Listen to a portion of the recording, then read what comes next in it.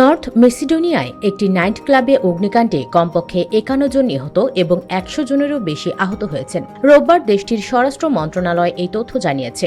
খবর দ্য গার্ডিয়ানের। জানা গেছে, ভোররাতের দিকে রাজধানী স্কোপোজে থেকে প্রায় ১০০ কিলোমিটার পূর্বে অবস্থিত কোচানির পালস ক্লাবে আগুন লাগে। সামাজিক যোগাযোগ মাধ্যমে পোস্ট করা ফুটেজে দেখা গেছে ভবনটি আগুনে পুড়ে যাচ্ছে ও আকাশে ধোঁয়া উঠছে।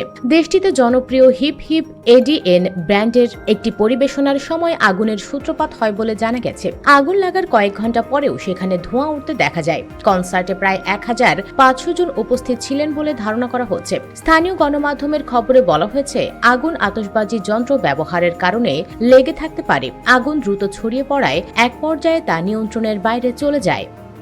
US Bengal desk.